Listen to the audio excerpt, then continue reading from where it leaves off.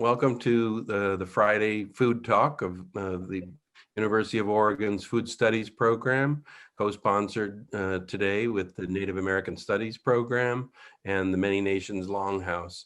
And I think the first thing that I want to mention is that I'm just really glad to be able to be putting these pieces together and these communities together. We're working on important things in our spheres and in our kind of activities in the world and in the classroom and in life. And too often, I think the overlap or the connections don't come to fruition. You have the ideas about connecting with people, and you have ideas about conversations that you'd like to have with different communities or people. And sometimes those things don't come together, especially in the university setting where they should, and connecting between the university and the community. So I think this is a great example of being able to bring together people in different walks of life and in different spaces, intellectual spaces and physical spaces as well. So I really appreciate the idea of co-sponsorship. It's important to me in directing food studies. I'm the director of the food studies program, and I'm a faculty member in global studies. And this is the value of the work for me, is being able to kind of create a space where people can have some communion and connection and cross conversation outside of what is often a kind of a constrained silo approach to stuff. So it's great to be able to do this kind of work together here, and even in COVID times. So I also want to remind everybody that we do record these presentations so that people that aren't able to be present here in the Zoom world with us at this time will be able to see it later. And we appreciate the speakers' willingness to let us do that.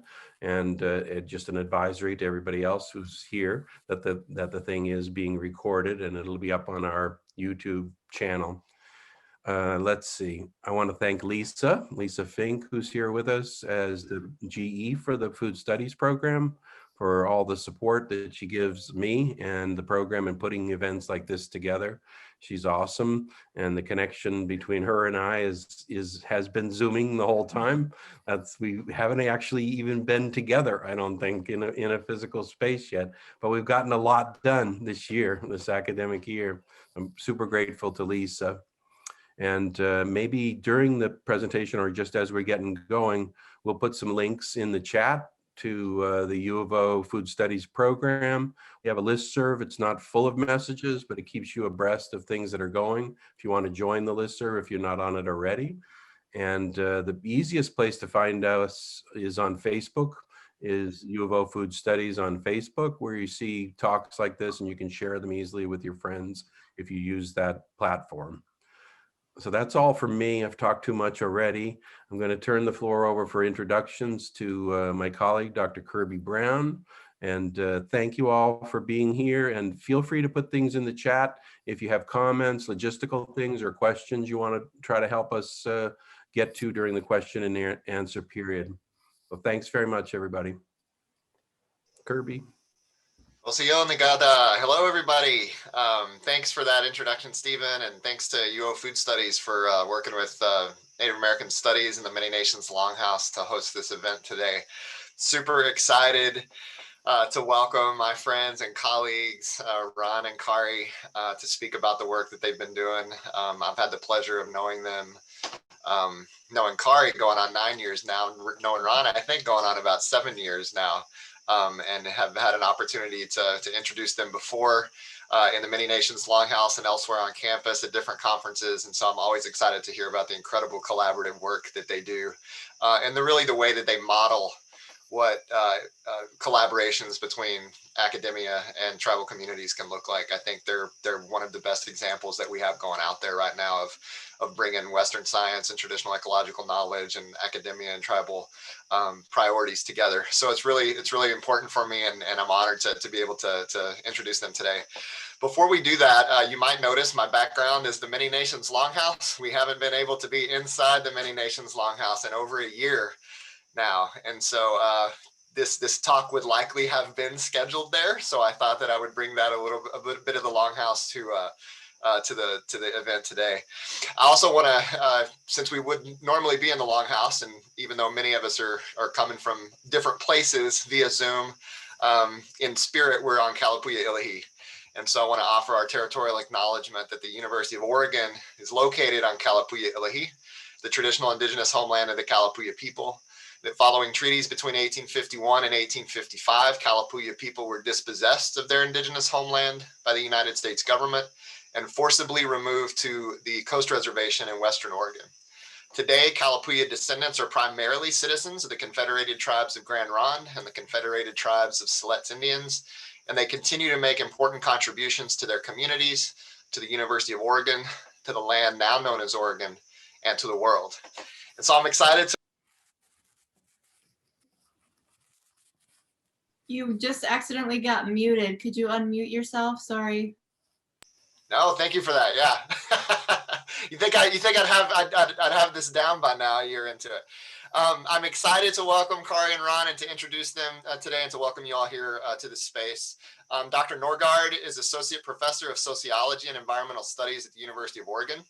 Over the past 15 years, she's published and taught in the areas of environmental sociology, gender and environment, race and environment, climate change, sociology of culture, social movements, and the sociology of emotions. She's the author of 2 incredible books, Living in Denial, Climate Change, Emotions, and Everyday Life, published by MIT in 2011, and Salmon and Acorns Feed Our People, Colonialism, Nature, and Social Action, published by Rutgers in 2019. She currently has 2 active areas of research, both of which she's probably going to talk about today. So work on the social organization of denial, especially regarding climate change, and environmental justice and climate work with the Karuk Tribe on the Klamath River. Her partner in the intellectual work they do, Ron Reed, is a traditional Karuk dipnet fisherman and a former cultural biologist for the Karuk Tribe in California. He worked as part of the tribe's Department of Natural Resources as their cultural biologist until recently, during which he developed plans for eco-cultural revitalization, led youth cultural education camps, fostered collaborative research at the nexus of traditional ecological knowledge and Western science. Ron is also a co-founder of the Karuk-UC Berkeley Collaborative, and in this and other contexts, he plays a critical role in increasing public awareness about the impacts of colonization on the spiritual and physical health of Karuk people and on the ecological integrity of the Karuk ancestral lands. It is as a citizen of the Cherokee Nation from Oklahoma all the way, halfway across the country, it is my great honor and pleasure to welcome both Kari and Ron and to hear about their work.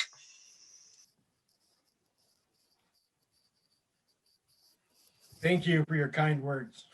All right. Thank you, Kirby. I was going to say, Ron and I usually, when we first start to speak, we sort of, figure out who's exactly going to start off, and we haven't coordinated quite as well virtually.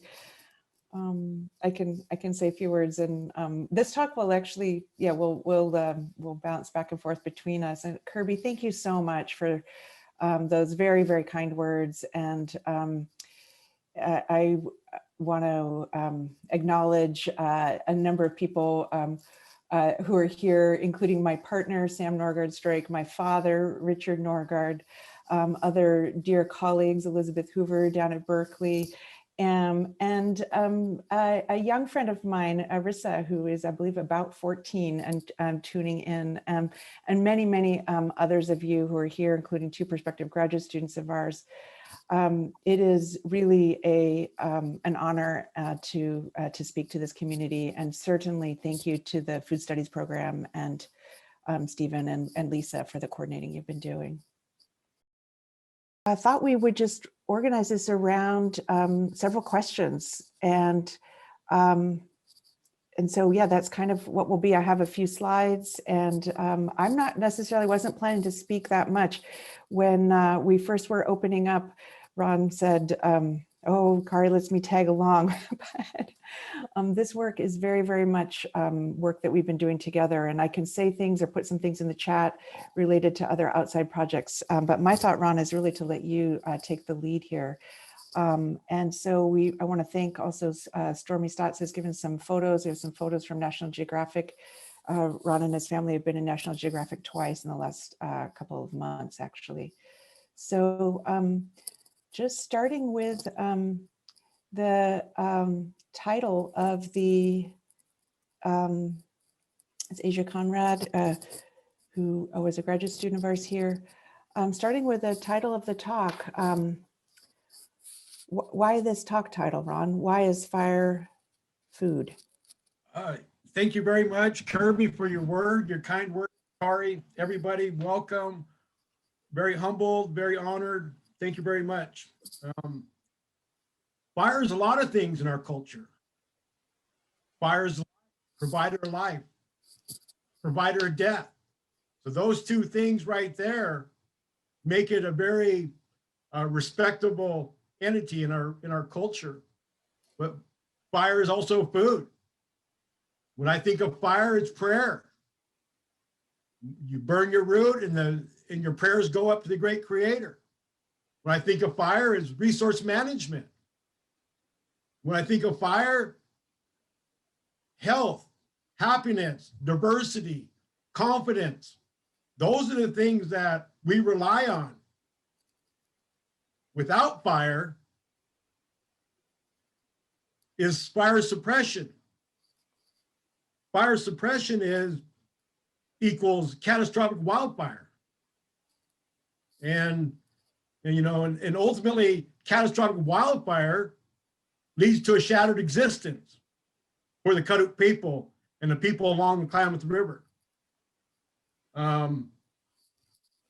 Fire is eco-cultural revitalization, connecting and building a relationship between people, the landscape, and the great creator of all things. And because of that, we develop through fire ecology our ethnosciences, and really what that does is it allows us to manage these resources to nearly optimal levels of management, to enhance and maintain, this environment is very critical to our life cycle or to our lifestyle.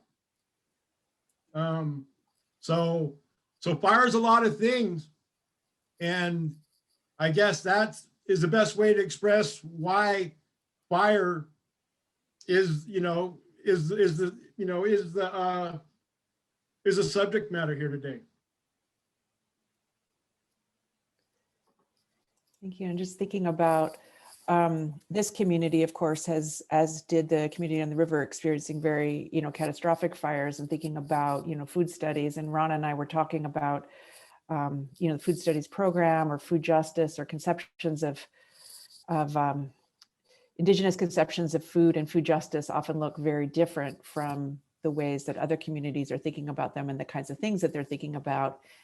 And there's really a big gap and sort of difference between the kind of understanding of fire, the popular understanding of fire, the kinds of experiences of fire that happened in our community, the way people talk about those things, and the ways that the people on the river and Karuk folks talk about fire. And so I really appreciate the opportunity to share some of these. Do you want to say anything about this picture? That's a National Geographic picture that we went up to a friend's landscape, and he invited us to burn. And National Geographic wanted to capture that. And this is a long time coming to have our family members in an intergenerational format, we'll just call it. I had my brother and my sister, which are, our cultural leaders, our spiritual leaders. They come up and prayed on this process. This is the new cultural revitalization. We need to relearn fire. We need to relearn our traditional foods. We need to relearn those relationships that were stripped from us through forced assimilation, through advocacy, and through different platforms. We're able to kind of go out and be activists in natural management paradigm, modern management paradigm. Prescribed fire is who we are as a people. That's, it goes back to fire is food, fire is prayer. All those things we're doing out there is a intergenerational knowledge transfer. And if we don't have these type of situations happening constantly, all 4 seasons, then that leads to extinction of our knowledge. So it's very critical to be activists in this day and age, because in order for me to be able to get my message across, I have to do these type of things. I have to go to National Geographic. I have to go to University of Oregon. Tomorrow, I'll be speaking with a student of color environmental collective down in Berkeley. So these are the things that I'm doing rather than going eeling down here at Ishipishy Falls. You know, the resources aren't available to us. So we have to go out and advocate and talk about why our resources are not available to us. And it comes right down to why we're talking today, because the lack of prescribed fire, cultural burns in our landscape. And it creates a lot of problems that Western science is just now realizing. There's a lot of talk, you know, people talk about the idea of food deserts, and I think it's a really captivating concept, a really powerful concept. And I've heard you and I've heard other people talk about the idea that the forest is now a food desert. Can you explain that? Yeah. Fire suppression is systemic racism. It was that when it first occurred, and then it is that now. And maybe even worse than it was when it first occurred. Fire suppression is devastating to the eco-cultural relationship between human beings and our relations. And I believe this is not just consequences. We did a social media documentary called Salmon on the Backs of Buffalo. That was one of our first outings. I see a nice big smile on Kari's face there, because that's where we first met. And it's no surprise to me that millions of fish do not return back to the Klamath River to spawn. And there's such an ecological impact, such a social impact, such a physical impact that has gone through patriarchal society's lens. They don't acknowledge the devastating impact to national forests across North America, because it's a different lens that they're looking through. And so providing insight on fire, because fire suppression has literally bankrupted the federal government. Uncle Sam is now broke because of a catastrophic wildfire. So with that being said, now they're looking for a way to circumvent catastrophic wildland fire. And the only thing available today, as it was yesterday, is prescribed fire. And because the Karuk Tribe was not impacted really until 1850, we still have a lot of knowledge. We have a lot of ceremonies. We abide by a lot of the creation stories. And in the meanwhile, we have academic support quantifying a lot of our resource management processes. So we're getting closer to the truth coming out on the table, and that truth would be a management platform that constituted traditional knowledge or indigenous science and Western science on that platform in a true integrated style fashion. And I guess everything I'm talking about here, fire is happiness. You know, that is my granddaughter running through the forest when it's on fire. And it's crazy that modern management or the modern society has demonized fire, where this is a very important message that we throw out to society today, that fire is not all bad. And if we can burn our resources to make it near optimal management with our babies running in the forest while we're doing it, what more of a practical way of reestablishing spiritual connection with the landscape? That's the problem with Western science. The spiritual connection is not there. The reason why work on the Klamath River happens so readily is because the local community has bought off onto this tribal indigenous science perspective. And a lot of the people are educated in this region. And so therefore, the quantification of our cultural resource management is necessary for tribal community to be able to function properly into the future. And tribal community is ceremony, tribal community is food, tribal community is prayer. Those are the things that are overlooked. And those aspects of life have been demonized right along with fire. So in order for indigenous people to reestablish and revitalize our culture, we have to step in and manage the resources. Something that we all know about, denied access to traditional food, right, Kari? But what we're really talking about is denied access to management. That's the other piece of the pie. That's the spiritual connection of management. And you've already break my heart with Smokey Bear up on the screen. I thought it would. I've tried to give some visuals that go along with what you're saying. With denied access. Yeah, so I think denied management is what really forced assimilation has done to tribal communities in the indigenous societies of the river, not only the river, the Pacific Northwest, and across the nation, if you want. It depends on what kind of time and scale we're talking about here. The last sort of two questions that Ron and I talked about, and I don't know, I think just for the food studies folks, I think people realize that, a very high percentage of Karuk and many other indigenous foods require fire for, in terms of the acorns that were pictured there, in terms of removing the populations of different weevils and also little worms, and making it easier to gather, and other plants like huckleberries that really increases production, and many other things, but just to make that connection clear.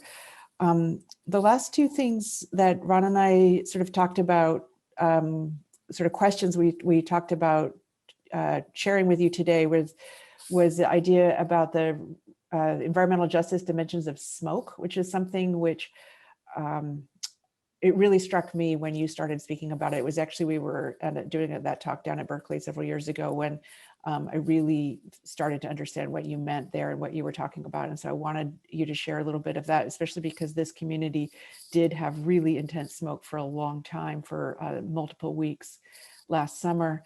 And then thinking towards the last question would be what the paradigm shift is that's needed. And then I guess we can move to taking some questions. But I would love if you would share with people about the environmental justice dimensions of smoke. Yeah. Well, let's do it backwards. The paradigm shift that's needed is fire back in the landscape.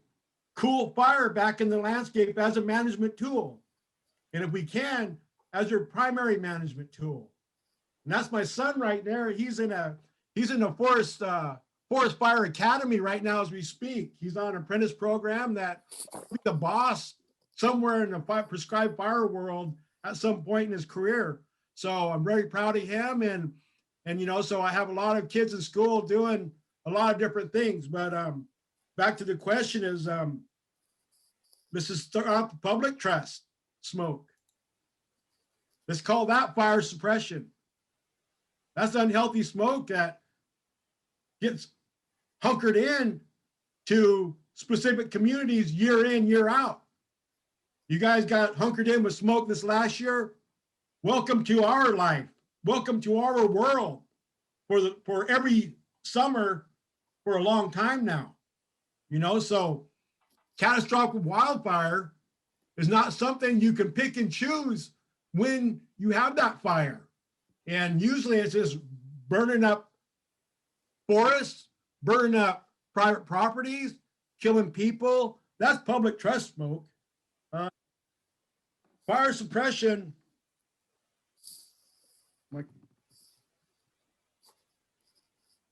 okay, technical my computer says it's running low and it's plugged in. Okay, I think I got it. Okay, so fire suppression basically, you know, kills our animals and kills the resource that our animals depend on for food. And that's where the forest becomes a food desert. The forest, after approximately 7 to 10 years, the new shoots stop being food and become users of the resources like water, sunlight, nutrients. And you're not getting optimal levels of management, and you're creating fire risk to all the different resources that have survived over geologic time and have been managed geologic time by people. And so tribal trust smoke is the smoke from controlled burns, prescribed fire. When you're burning low intensity fire that creates food for animals like our regalia species in our food, creates water for the hydrologic process, it cleans the disease off the landscape. And, you know, so there's so many things that fire do that has positive eco-cultural restoration. So that's the spiritual relationship that is needed, because back in the day, we didn't go hunting like we do today, be lucky and go catch a deer or find a deer. We knew where those deer were because we managed for those deer. We managed for the salmon. We managed for our basketry materials. We managed for all of our resources that we have built relationship with over geologic time. And eco-cultural revitalization is very important to the ethnosciences created by fire ecology, because if we create a perfect forest and yet our people are not connected into the management and to the procurement, distribution, and spiritual connection to those resources, it all goes back into a fire suppression realm. So it all becomes an inherent responsibility of the first peoples who lived in this landscape. That's connected to the ceremonies, to the creation stories, and our sense of well-being. So fire is a tool that we need for so many different things. We need it for prayer, for life, for death, and everything in between.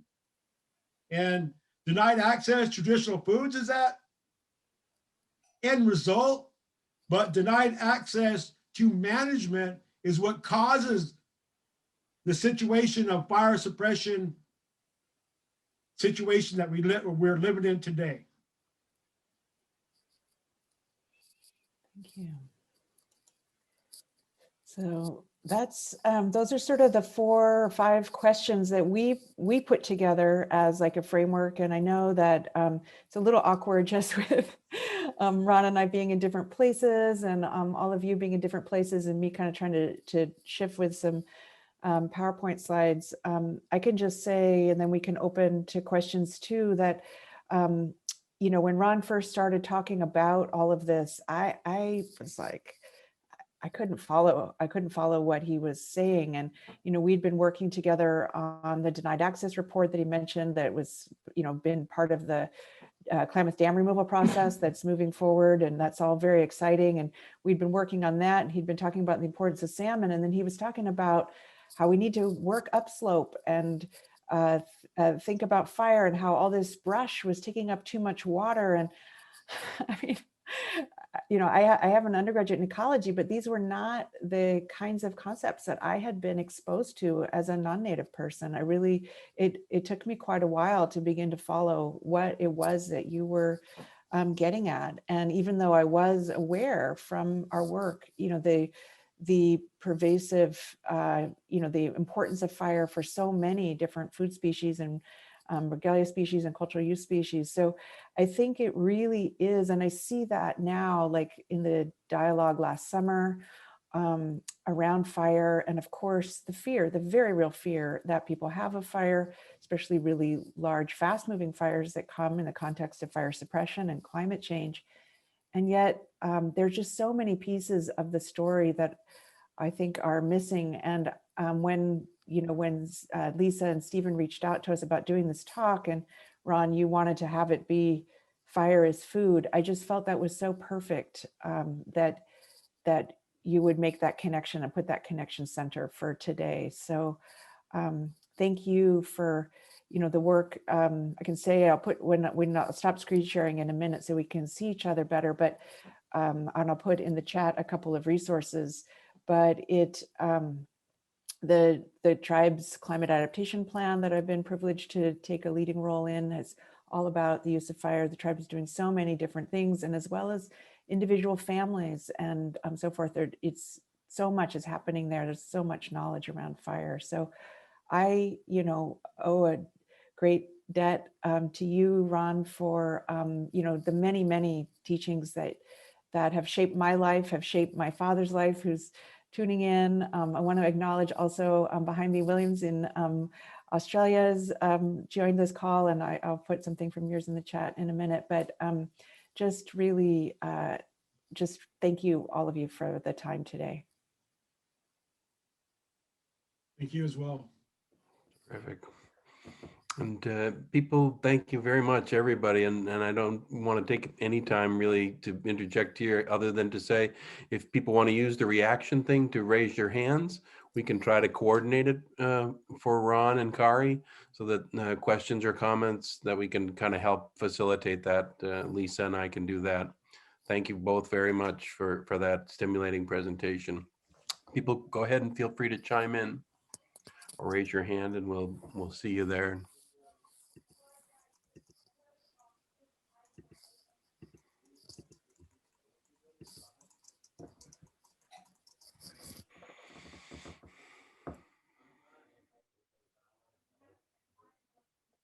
Let's hit another question. I'll jump in and get the conversation going maybe. I've just, we over the last few hours got the great news that Representative Haaland was confirmed as the Secretary of the Interior, which means we'll have the first Native person, Native woman in the department at a cabinet level that's responsible for oversight of the Bureau of Land Management and the National Forest Service and other, other entities in state government. And so I'm wondering, Ron and Kari, what, if you've had already opened up conversations with Representative Haaland, or if you have an idea about how receptive her administration might be to these paradigm shifts that you've been educating us on this afternoon.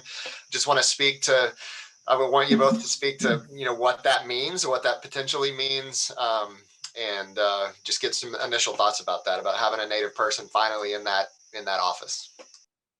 So I'll take a jab at that with the informal perspective. I believe that what I am currently doing on the ground is tailor-made for something like that, put in such a prestigious office within the federal government. In other words, that I'm working with different, North American Youth Parliament for Water. I'm working with students of color down in Berkeley, and so it's really important to be able to tell the story. And I'm sitting right here, unemployed and things like that, just because the story, it's not the story that I raise in perspective. It's the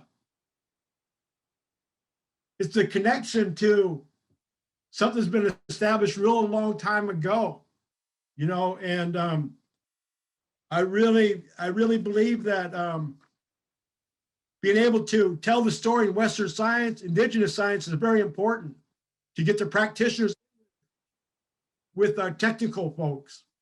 And so in order for us to be able to tell the story, we need quantification of our perspective. And I think that's what the Berkeley Collaborative, the Karuk Tribe UC Berkeley Collaborative, was quantification of management perspective. The work that we did with denied access with traditional foods, give the importance of traditional ideology and something that is a human right. So all these different things need to be told in a way that they can be understood. So the quantification of the story is just as important as the story.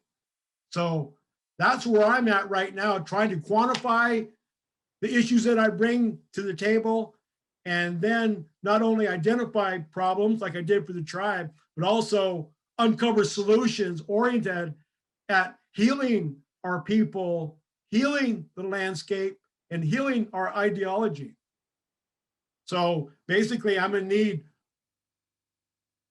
networking with academic and professional institutions to get this thing done. So it's a true collaborative, true grassroots, and it's not taught in the schools today. So that's kind of like that's our job, is to, how do we move into the future with Indigenous science and Western science? Thank you. Thanks, Ron. I saw a couple of hands. Yeah, ahead, Lisa. Emily had her hand up, but then she put it down. Emily, did you want to ask your question? Well, I think Ron mostly just answered it, but I guess I am really interested in how we translate this material across the cultural divide. And it sounds like quantifiable research is the language that works for the Western, the colonizer institutions. So is there any other advice that you might have, or references that you could drop into the chat for how those of us who want to help with that translation can, model our advocacy work off of? Kari. I was just going to say, I mean, one thing that it's a very big question. And I think that Karuk folks, it's like the Karuk tribe doesn't have the same kind of, because of the way the treaties were negotiated, because of genocide, because of colonialism, they don't have the same kind of land base. And so there's a lot of non-native people living in the area, or maybe there's other reasons. You can speak to this, Ron, if I'm not saying it in the right way, but I just noticed that you all have done a really good job at gaining allies and collaboration and relationships. And I think that really there's a lot of leadership on in that space of bridging Indigenous and Western science. And I want to share a drawing that Kirsten Vignetta did that's one way of trying to combine or sort of draw upon both Indigenous and Western science. And while I do that, I also want to acknowledge that Elizabeth Hoover, who's on this call, has done really important work in this area and has a book, The River is in Us, also looking at, in terms of health, blending of Indigenous and Western sciences. I think, Ron often talks about the way that in Western science is really good for identifying problems, but Indigenous science is really good for coming up with how to move forward. But let me just quickly screen share this one diagram, which is one way in the climate adaptation plan. This is Indigenous, actually, this is maybe not the best one.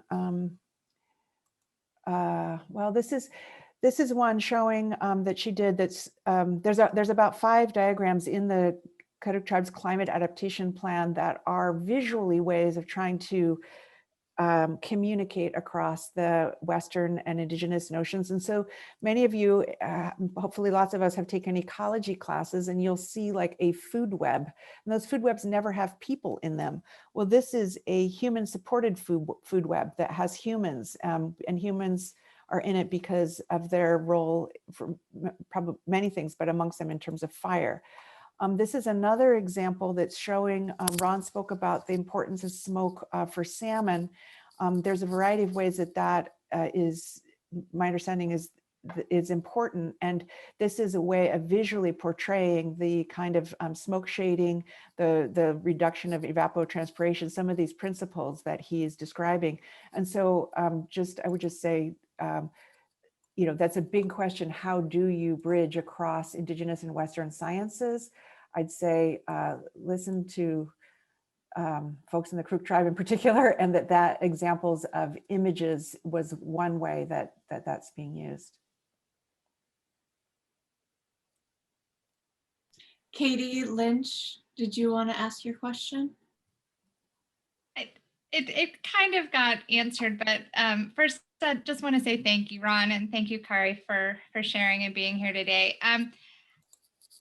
My question was similar to what Emily said, in that I'm mentoring a new team of students in the spring term who are going to be interviewing residents who lived through the Mackenzie fire this summer. And so I was wondering if you had any specific resources that you would recommend as good, intro for someone who maybe, like you said, Kari, when you started, it was all new and trying to understand it. And also if you knew anyone here who might be good people for them to talk with directly in their interviews, if there were any fire folks, that Indigenous community members, people here that are working on that, that might be good for them to learn from.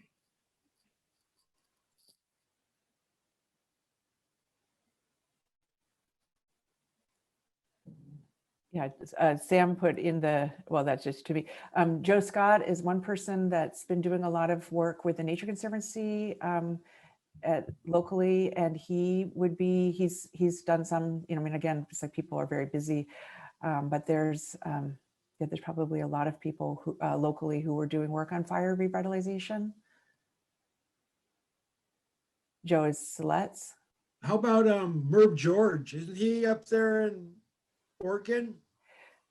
Yeah, Merv George Jr. has been the forest supervisor for Rogue Siskiyou National Forest.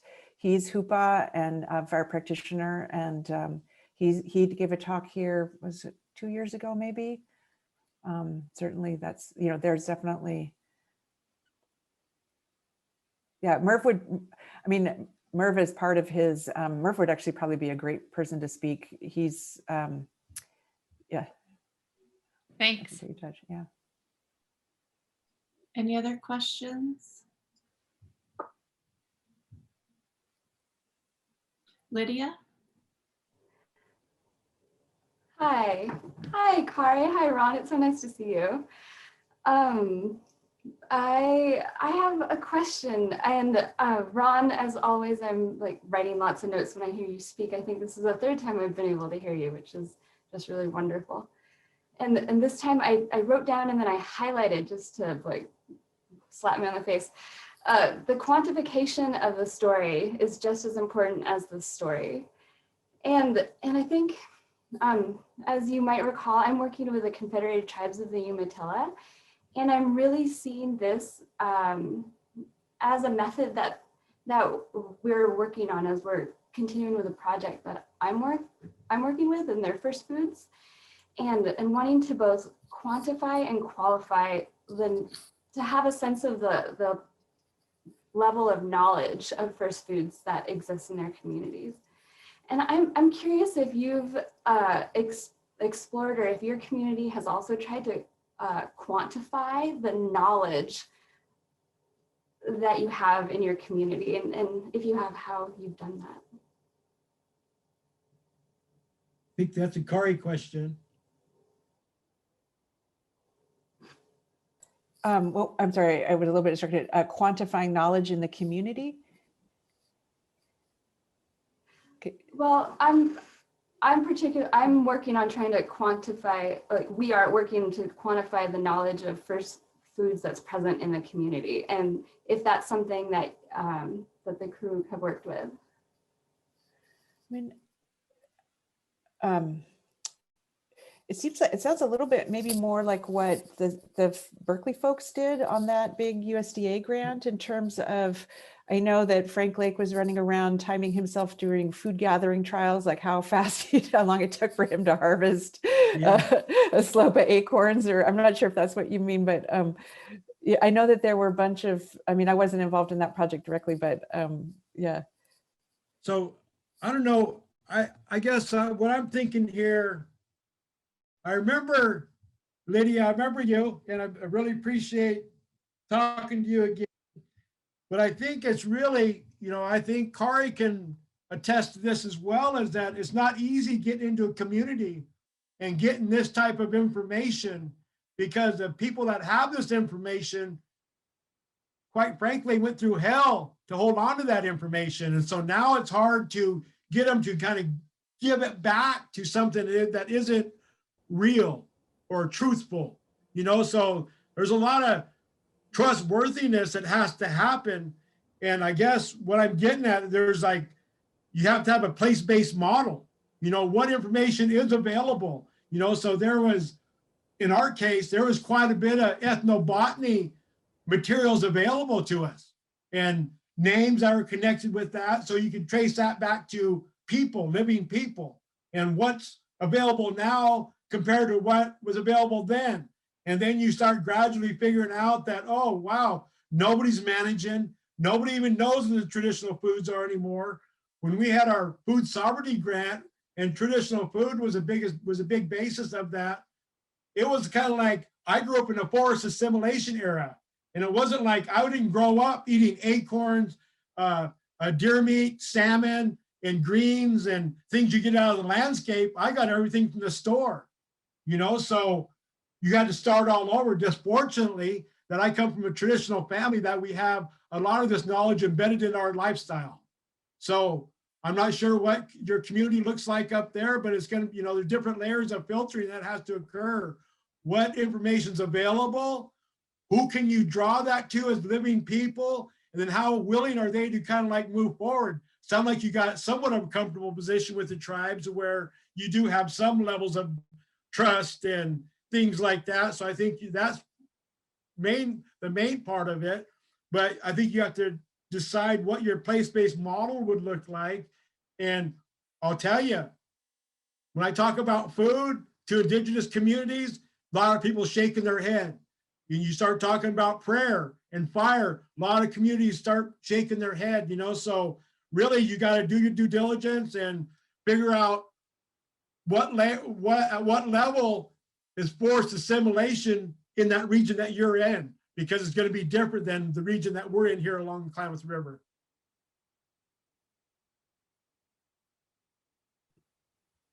And I would say that the different work that's already been done by Kari and by folks like her can be used. I think denied access to traditional food seems like that structure, that framework could be used for another tribe as well. So I think that's what's your food base? What are the stories? What are the ceremonies? And, you kind of got to go through a whole full-blown ethnographic process. And I would just lean to say too that I think a lot of that stuff would be available because we started that a long time ago. And since then, there's been a lot of work that's being done, and it's really great work as well. Terrific questions and terrific commentary, really, from kind of methodological issues to ethical issues, colonization to decolonization, the whole thing. It's really great commentary and conversation. Other folks want to get involved in the question and answers? Feel free to raise your hand or just speak to, looks like Maddie. Hi.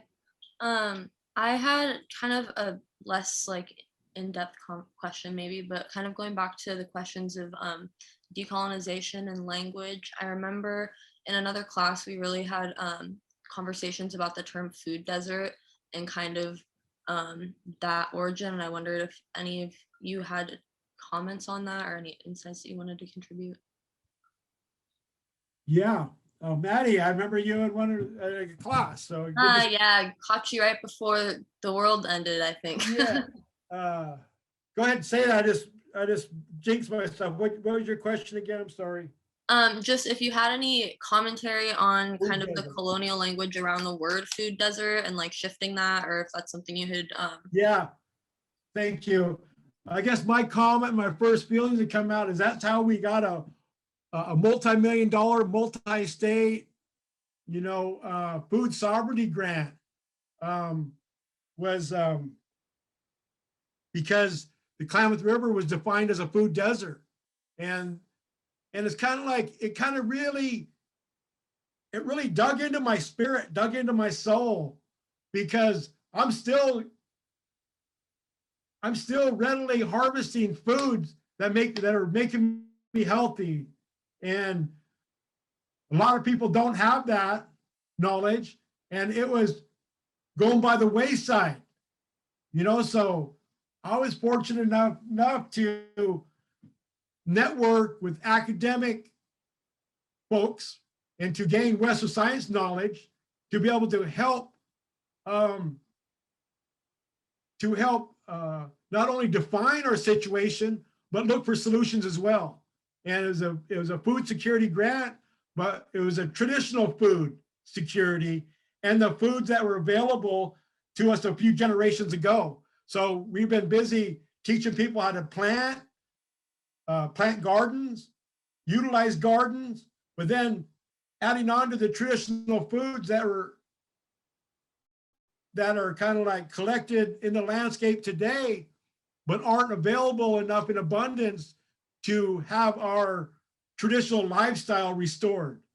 So that's the reason why advocacy is so important, because if I don't quantify this process, people like you don't understand what that framework is and how do we get to solving it.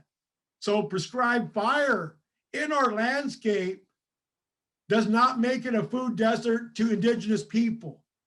So Western Science's platform can also tell you all the positive impacts of cool burns, of prescribed fires, cultural burns.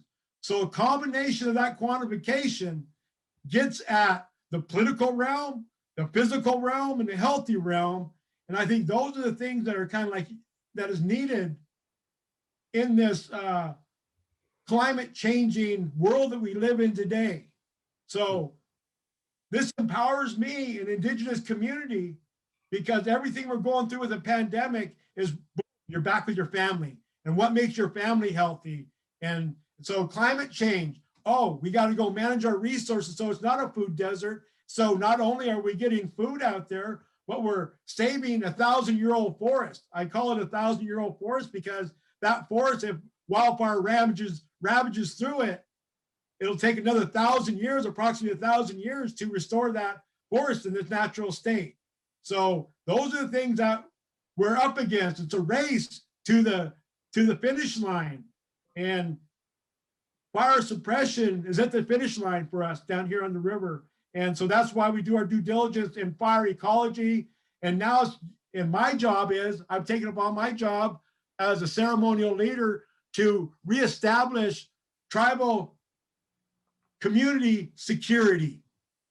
And that really kind of brings it all into a nutshell, because all the things we do in our ceremonies, all the things we pray, all our management acts, all our harvesting acts support optimal levels of management, both with the relations we call our food and regalia to human beings by the way of prayer. So fire does all that. Fire is knowledge, and fire gets us out from being a food desert. So hopefully in a few years, we don't fit that description anymore, and we'll see the positive benefits and impacts to Karuk social development. Super powerful description, and the way that you responded to that food desert thing is reminiscent of the title that you guys came up with there, fire is food. And I think the perspective shift that you just described there is really kind of fundamental. And I think that part of the lesson, even with just the title and then seeing where you guys went with it, really is helpful to think about something like food desert, even the way, Ron, that you responded to that question that says, here's this concept. It's problematic in some ways, but it also facilitates something, right? It's productive. And the way that you just described it is really powerful. And I think it comes back really nicely to that, the chosen title, Fire is Food. And somebody asked earlier about, quantification and stuff like that. I think even in just the popular imagination of society at large, that idea is fire is food, it kind of tweaks your head a little bit. It's like, what are you trying to say with that? So I think it was very crafty and insightful. you know, to pick that title for this talk and to draw people into it, to say, wow, actually, this is a different perspective. This actually turns everything on its head. And the way that you described it as ceremony, as happiness, as all of those things, I think is lost to a large number of people that just don't see from that perspective. So I really appreciate the framing that you gave to it and the pointing out of fire as food and fire as so many things. Super grateful to both of you for your presentation today, and everybody for participating too, or watching the numbers of folks down there, like 45 people or something. It's a lot of folks, and people staying around for question and answers too. Really grateful. I'm just adding my thanks here as we're coming up to 1 o'clock in case we lose people. I'm happy to stay around a little bit longer, but thank you, Ron and Kari, for the presentation and for the model, you know, like the model that you have been working through and on for years. I think it's super important methodologically, it's super important ethically, it's super important practically, as you just said, Ron, in terms of like getting access to food. Like it's not just a cerebral process, not just a ceremonial process, it's all of those things. So thank you for being teachers to us, you know. Thank you very much. Thank you all. Thank you all. Thank you. I'm happy to keep the Zoom open if you, Ron and Kari, have a few minutes if there are other questions. Sure.